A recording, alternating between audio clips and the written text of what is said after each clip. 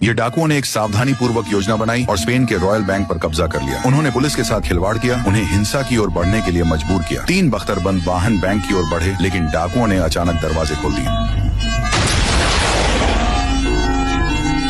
2 rocket बिल्कुल सटीक निशाने पर लगे। कमांडर डी मायो हिल गया। उसने कभी भारी हथियारों की उम्मीद नहीं की थी। बैंक के अंदर दल ने हमले को रोक दिया, लेकिन उनकी योजना बिगड़ गई। वे डाकू थे, लेकिन उन्होंने कभी किसी को नहीं मारा था। अगर पुलिस ने उन्हें धक्का न दिया होता तो उन्होंने कभी गोली नहीं चलाई होती। टोक्यो अब उस बारे में नहीं सोच सकी। कुछ और ज्यादा जरूरी उसका ध्यान मांग रहा है। कुछ मिनट पहले पुलिस ने नैरोबी के बेटे को चारा बनाकर उसे खिड़की की ओर लुभाया। सड़क के पार एक स्नाइपर ने गोली चलाई और नैरोबी को घायल कर दिया। वह गोली से बच गई, लेकिन अब गोली निकालनी होगी। डकैती के मास्टरमाइंड प्रोफेसर ने आपात स्थितियों के लिए योजना बनाई थी। उसने दल को प्राथमिक चिकित्सा की ट्रेनिंग दी थी और चिकित्सा उपकरणों का स्टॉक रखा था। सामान्य छोटी सर्जरी का समर्थन कर सकता था। टीम नैरोबी की जांच करती है। नतीजा हर किसी को झकझोर देता है। गोली उसके सीने को भेद कर फेफड़े में अटक गई थी। उसे निकालने का मतलब था उसका सीना खोलना। उनके पास सिर्फ बुनियादी ट्रेनिंग थी। ये सर्जरी उनकी क्षमता से बाहर थी। अब प्रोफेसर भी संकट में है। उसे बाहर राकेल के साथ रहकर अंदर के दल का समन्वय करना था, लेकिन पुलिस ने उन्हें ढूंढ लिया। भागते समय राकेल पकड़ी गई और मौके पर ही मार दी गई। प्रोफेसर बिखर जाता है। उसकी गर्लफ्रेंड मर चुकी है। पुलिस हमला कर रही है। दल ने जवाबी कार्रवाई की। सब कुछ योजना से बाहर हो गया है। उसने नियंत्रण खो दिया है। वह जंगल में भागता है जब तक वह नहीं भाग सका और रुक जाता है। अचानक प्लेयरमो उसके ईयरपीस में बोलता है। नैरोबी की हालत बिगड़ रही है। प्लेयरमो सुझाव देता है कि डॉक्टर को अंदर आने देने के लिए बातचीत की जाए, लेकिन प्रोफेसर जानता है कि पुलिस पर गोली चलाने के बाद कोई समझौता नहीं होगा। फिर भी उसने बैकअप प्लान छोड़ा था। उसने पहले से ही एक सर्जन की व्यवस्था कर रखी थी। वे वीडियो कॉल कर सकते हैं और डॉक्टर के निर्देशों का पालन कर सकते हैं। फिर उसे पीछे से पुलिस के कुत्तों की आवाज सुनाई देती है। वह जानता है कि वे करीब हैं, लेकिन वह भागना बंद कर देता है। दुख और असफलता उसके मन में भर जाती है। एक पल के लिए वह हार मानना चाहता है, लेकिन उसे याद आता है कि राकेल ने उससे विश्वासघात करने के बजाय मौत चुन ली थी। वह फिर से स्पष्ट हो जाता है। राकेल के लिए वह हार नहीं मान सका। उसे नियंत्रण वापस आना होगा। प्रोफेसर जंगल के किनारे की ओर भागते हुए सर्जन से संपर्क करता है।